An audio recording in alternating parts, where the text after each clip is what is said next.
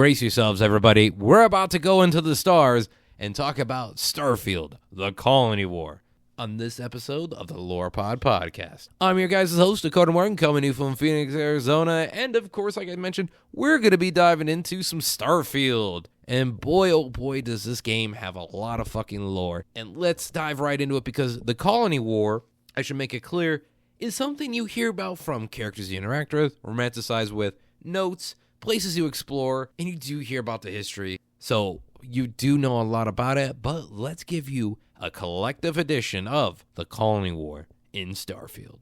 Now, of course, we need to start a little bit at the beginning. During the 22nd century, humanity began to explore other galaxies and began to colonize due to the fact Earth became uninhabitable. P.S. You can actually explore an uninhabitable Earth later on in the game. We did begin with Mars and made an underground colony named Sidona, and of course it had to be underground due to the extreme conditions of Mars. Now, we did travel to the Alpha Centauri system as well and created a major metropolitan city called the New Atlantis. Very techie, very major metropolitan. From that, a new faction called the United Colonies emerged. Now, that it was a merge to unite the colonies that were on multiple different planets because there was no government at this time. So they're like, hey, United Colonies, what's up? And they wanted you to unite trade groups and also be able to give the colonies protection from threats they may have. I'm not talking about severe aliens or anything, just humans who are being dicks.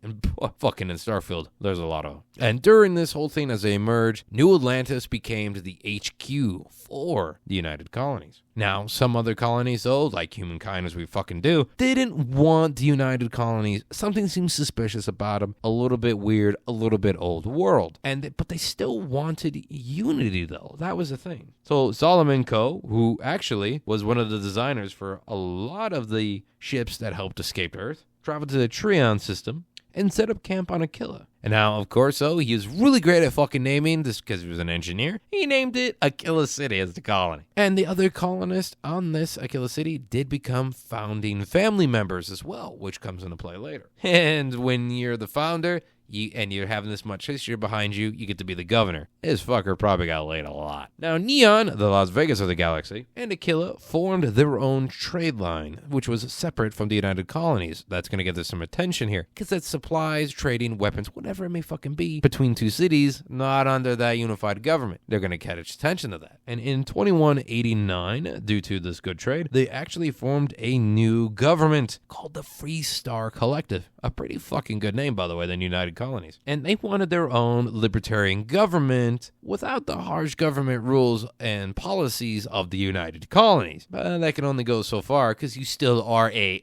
government, to say the least. But their thing for the Free Star Collective, they're a little bit more on the western side of things. Aquila City definitely being still, even when you played in the game, a Wild West fucking town. And the fucking badges and rangers and shit like that too. I mean, come on. This guy watched a lot of fucking Wayne movies growing up. And in the year 2194, United Colonies sent out to a new system in there, an Anarian system, and right above the Anarian planet, they actually just made a medical frigate, a giant satellite base there, which was made from medical supplies. They just were like, this space is ours, we're going to put something on it here, and everyone else was like, what the fuck? The people of Naran, down below on the planet, were angry. And with this, because they were just a colony, they joined the Free Star Collective. This led to a lot of political debates, a lot of bickering, and 2 years after, war began. War began right above in the space right above the planet, and both sides sent in ships to battle. And they started fighting on the ground later on. It lasted, and I'm not even kidding,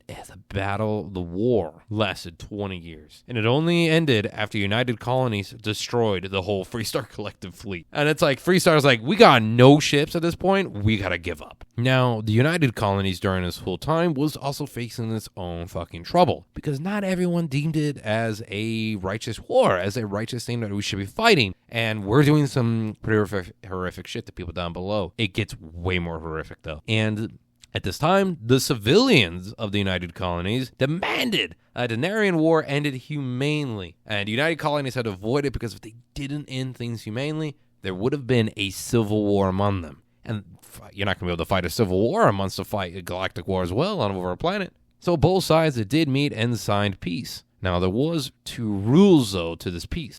United Colonies allowed Free Star to keep Arion, which is nice, I guess. But they get mineral rights on multiple worlds. The other thing was that they actually had to limit their colonies to 3 star systems each. Now, there's multiple star systems out there, so eventually they're going to run out of room and shit like that as well if you only have 3 star systems. Now, there was a long time of peace that brought tech, brought money, brought so much goodness between the 2 governments in space. But in the year 2307, the Free Star Collective decided it wanted to branch out a little bit more and went to the lunar system and colonized Vesta, the planet Vesta. 1 year later, the United Colonies gave ejection to that colony, and both sides met to discuss it, but it led to conflict. Of course it's going to. And the United Colonies was like, eat shit, and they went to lay siege to the colony. And while they killed a lot of civilians at that point, they did kill all the Free Star defenders, which of course, is going to instigate a little bit of a war. And this began the Colony War, the major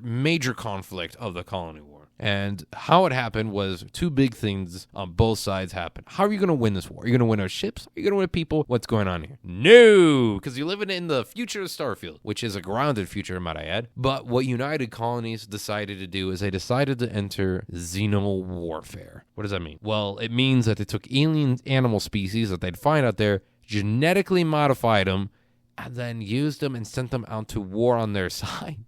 And sometimes they would drop things called stalkers and would send and claim the land. So they had alien animal troops is really what the United Colonies used through a lot of their conflict. And it worked very, very well. A lot of Free Star Collective people died during these things. How are you going to fight genetically modified alien animals? Well, let me tell you. The Free Star Collective tried to fight back against these xeno troops, but much of the land was actually burned to cinders on this planet. And a thing was formed. The reason how they were able to fight back at least a little bit, because xeno troops is how the fuck are you going to do it? It's like the wet dream of everyone from the Alien movies. It's like xeno troops. Here we go. Free Star Collective decided to form the Free Star's first cavalry of mechs, but they were unable to still, it was a tough fucking battle. They made their own mech armies called the First Cavalry, sent them in against the Xeno troops, but it was still a tough battle against the Xenos. Now, this leads us to a little bit of a mishap on United Colonies during the Colony War. The city of Londinium was home to a lot of Xeno troop research, as well as a few other scientific researchers going on, and research projects, I should say, going on, and also home to a lot of supplies for the United Colonies during this war. Well, the problem was they tried turning a species called the Terramorph, very hard armored, very dangerous species, into their cause for Xeno troops. And they tried to use it and to make it theirs, but it didn't really work.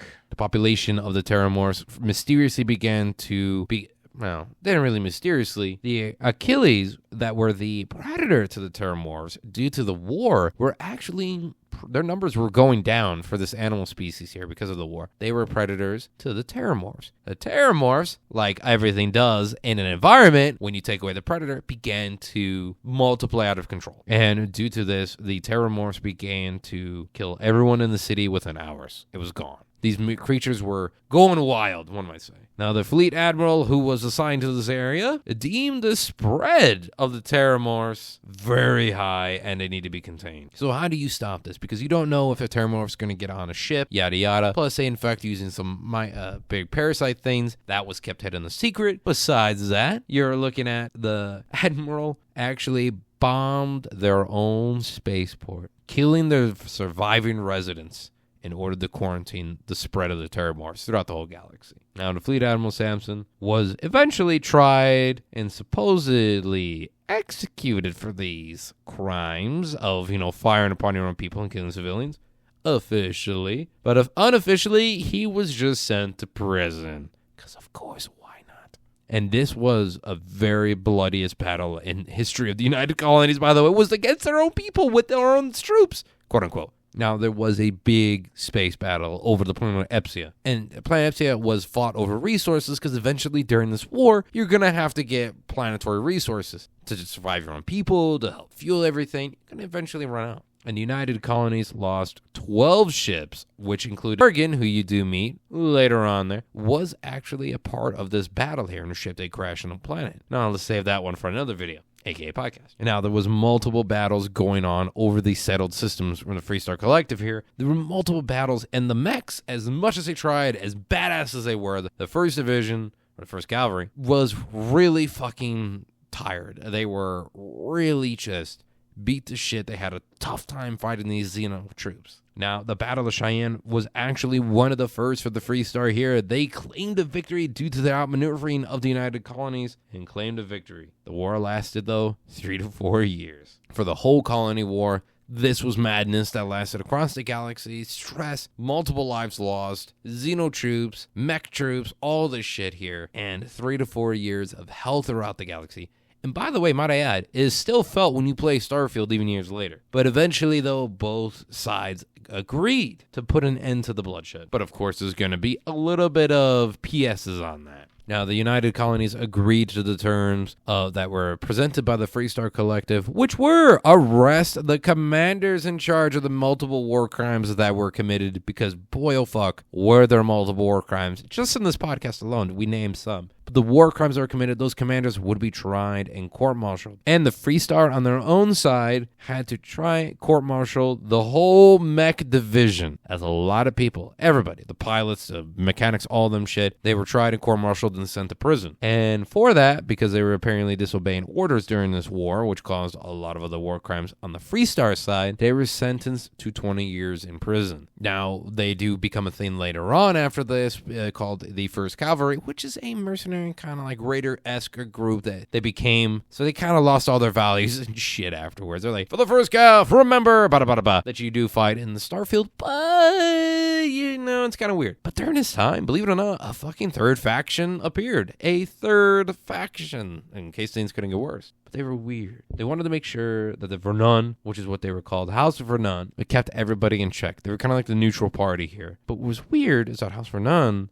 was a colony ship that was lost in the year 2190. Then they come back to this new governmental faction.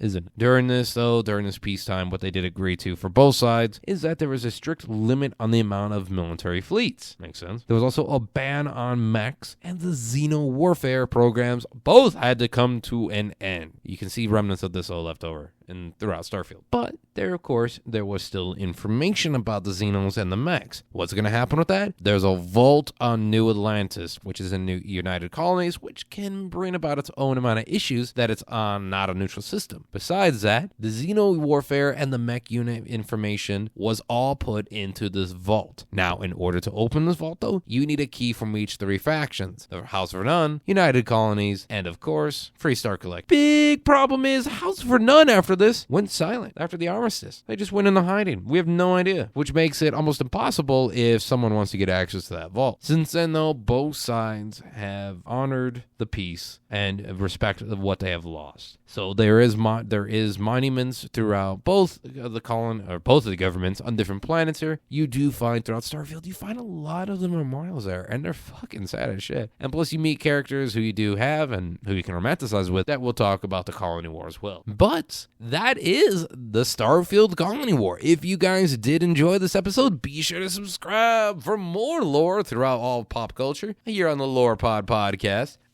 New episodes available every Monday. And of course, I've been your host, Dakota Morgan, coming to you from Phoenix, Arizona. Twitch is CodaRex97. Social media on my X and Instagram and description box down below. Be sure to follow for more updates on the show, as well as my animal adventures, education, science, all the shit like that. And be sure to subscribe wherever you're listening to this, because it helps us out greatly when you subscribe and leave a review. It's a newer show here, so while I've been podcasting for the past almost a decade, this is a new show that I've started up here. So again, sharing it with people, liking it, social media, all this stuff does help us out greatly. I do care about you, the fans. I love doing this show. I love doing this shit. Plus, I got plenty more ideas and plenty more fun pop culture things for y'all to escape into and enjoy. So without further ado, I should always say, stay creative, everybody.